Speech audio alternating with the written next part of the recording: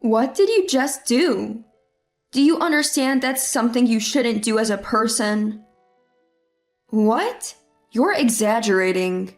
Mom, you and my sister are just as responsible. Didn't you guys even check? Ugh, I can't handle this. We're going to the hospital. I'll call a cab. Just wait. Matthew's voice was so loud it drowned out the arguing between his mother Olivia and sister Ava. Finally, I felt a little bit of relief knowing my husband was concerned for me. I was then whisked away to the hospital by cab. After receiving treatment and coming home, I was shocked to find the house in complete chaos. My name is Sarah and I'm 28 years old. I've been married to Matthew for almost 2 years now. We built a house on a plot of land given to us by Matthew's parents, who live nearby. We spend more time with them and Matthew's sister Chloe's family, who also lives close by, than with my own parents. The relationships have been good. My friends often say they can't believe how well we all get along. My family always pesters us about wanting to see the grandkids. I'm so jealous of you, Sarah. Thankfully, they don't pressure us about kids. They respect our decisions. We all keep a good distance, you know? Oh, right. Matthew has 2 sisters, doesn't he? What's the deal with Ava, who married into that rich landowning family? Sister-in-law refers to Matthew's older and younger sisters. Both my sister-in-law Chloe and I are married and have moved out of our parents' homes. Chloe lives in a nearby town and we often hang out as families. On the other hand, I hardly know my other sister-in-law, Ava. She rarely visits her parents' home, and the only time I met her was at my wedding. From what I've heard, Ava married into a well-known local family and is living a wealthy life. Ava's mother-in-law grows organic veggies on their sprawling property, and we often get a share of the bounty. I see Chloe all the time, but I barely know Ava. Oh well, keeping some distance is probably best. I'm so jealous. Whenever friends gather, most people gripe about their husbands or in-laws, but I was completely free from the so-called mother-in-law and daughter-in-law conflict. I never thought I would end up in a life-threatening situation, though. One night after dinner, a message popped up on my phone. Oh, a message from Chloe. What's up? She's saying we would have a dumpling party tomorrow, your favorite. We had dumplings just yesterday. How much do you like them? Dumplings are good any day. Yours are delicious, Olivia. Let's eat a lot. I'm grateful to Matthew's family for always inviting us over for meals. I'll bring drinks, sending message. Oh, Ava's coming too. Haven't seen her since the wedding. She said she's been busy helping her in-laws, so it's hard for her to get away. That's right, so tomorrow's a rare occasion with the whole family. Maybe we should stay over. The next day after work, Matthew and I met up at the supermarket. We bought drinks, appetizers, and desserts for 6 people. Us, my in-laws, Chloe and Ava. Then we headed to Matthew's parents' home. Hello! Wow, I can smell the chives from the doorway. Come on in, come on in. Truth be told, dumplings are Olivia's specialty. I've had many different kinds, and I've always been proud of her culinary skills. Chloe, we brought drinks. Long time no see, Ava. Wow, thanks. Ava, could you bring out some ice and glasses? Sure. Thank you for prepping. Chloe and Ava, I'll help out. Olivia and Chloe were on dumpling duty, while Ava took care of frying. Honestly, there wasn't much left for me to do. Ava's family gave us lots of fresh veggies. Today's all about vegetables. The dumplings have a lot of chives, Sarah's favorite. Sit down, both of you. Let's toast. While I was pouring the drinks, Ava quietly finished frying the dumplings. Then he handed me the baked goods, saying he could do it later. And here you go. Thanks, let's eat. Wow, that's a lot of chives. Huh? I can't taste the chives at all. I kept chewing, but the garlic chives had no flavor. So I took a look at what was in my plate, and sure enough, something that looks like chives was there. I wondered and kept eating. Is this a different kind of chive or something? This chive is really mild, huh? No way, it's super strong. Really? I put a lot in there. Maybe you're numb to it because you've had too much chive dumplings? It was Olivia who clapped my hand. I looked up at Olivia, puzzled and scared. She looked back at me, her face white as a sheet, trembling, and said, "Don't eat another bite. Spit it out now. Matthew, you too." Although we stopped eating, it was too late for the bites we'd already swallowed. Olivia's urgency even sobered up a tipsy Brian. What the heck is going on? Olivia, what happened? I already swallowed. Ignoring me, Olivia picked up the dumplings from the floor, compared them, and murmured something meaningful. No way. Chloe, sensing something was wrong, ran to the kitchen and hurried back holding what was left of the chives. This is the leftover chive we used, right? Matthew, the one you ate smelled like chives? Yeah, it was really pungent. Sarah, you didn't feel anything? Nope. Turns out this isn't a chive. It's poisonous daffodil.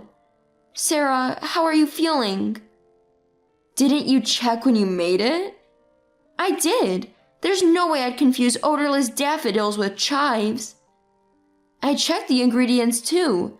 These are the leftover chives, no doubt about it. To my horror, what I had eaten was not chives, but poisonous daffodils. Daffodils often grow alongside chives and look very similar, especially when they're not flowering. Actually, Chloe is a professional nutritionist and chef. She knows all about food poisoning and would never mistake the two. Why would there be daffodils? Ugh. Within 30 minutes of eating, I was hit by an overwhelming wave of nausea, confirming my suspicion that the dumplings contained poisonous daffodils. Call a cab to the hospital. We hailed a cab and headed for the hospital, thinking that Matthew may have also consumed the poisonous dumplings. While I kept vomiting, Matthew showed no symptoms. Could we have eaten the same thing and only I got sick? After explaining our symptoms at the emergency room, I was immediately seen by a doctor. Fortunately, because I hadn't consumed much, anti-nausea medication quickly alleviated my symptoms. Matthew was examined as well, just in case, but he was fine. Sure enough, I was the only one who had eaten the dumplings filled with poisonous daffodils. I had the regular chives in mine. Why was Sarah's different? I don't want to think about it, but it had to be tampered with when it was made, right? Exhausted in the taxi ride back, I was thinking the same thing. Could someone in the family have done it on purpose? Upon returning to my husband's family home from the hospital, we heard Ava furiously berating Chloe. You murderer! Startled by her shocking words, we turned towards each other and rushed to the living room. Ava was accusing Chloe. Admit it, you switched them on purpose. There's no way a nutritionist like Chloe would confuse chives with daffodils. You almost killed someone. Hey, don't go spreading rumors.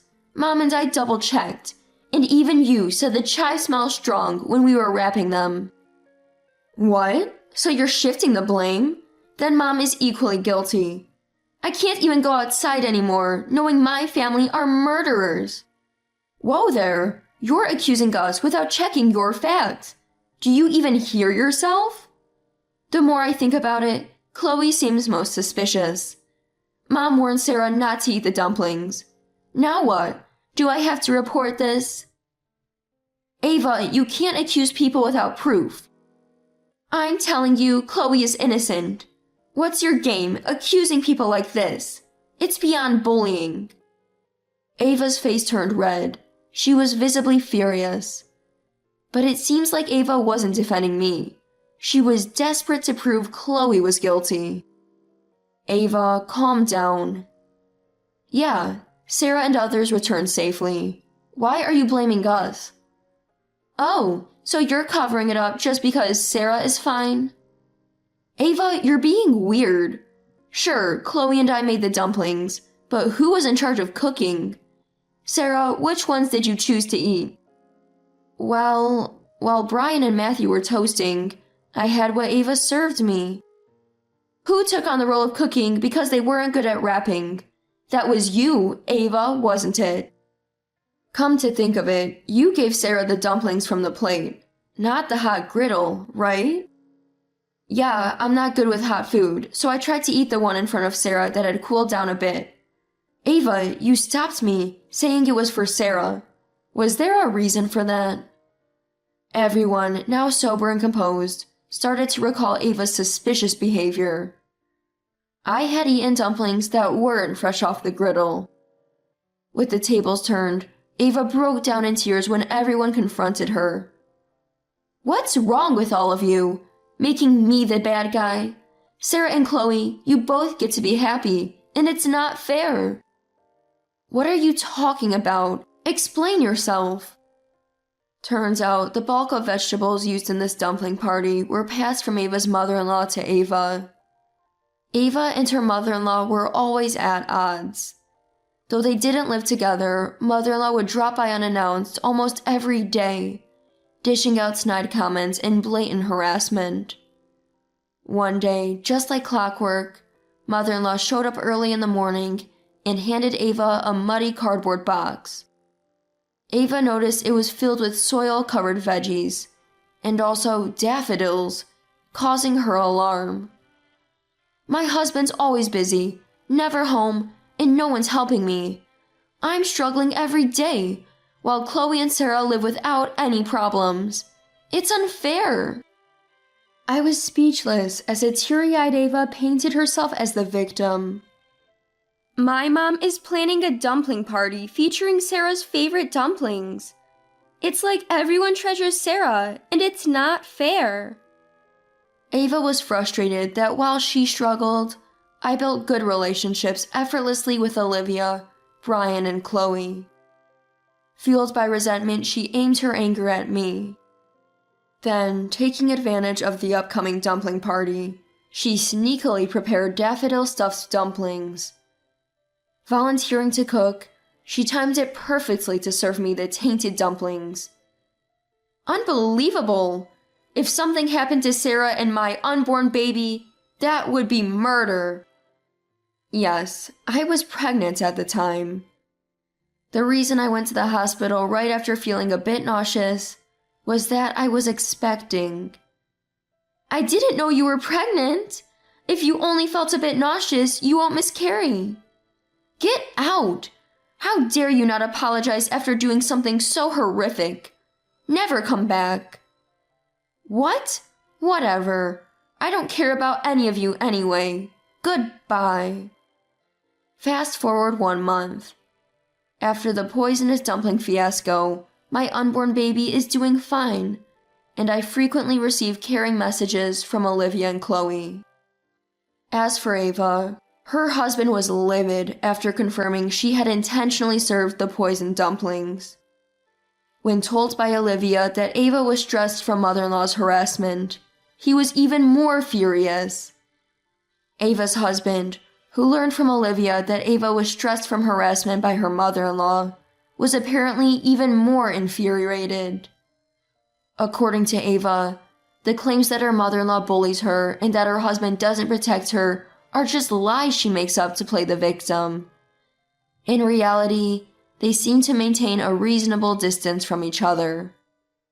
In other words, Ava's actions were solely driven by her disliking me. Ava had been spinning lies to her mom friends and other acquaintances to suit her own agenda. When faced with divorce, she had no one to turn to and ended up moving back to her parents' house alone.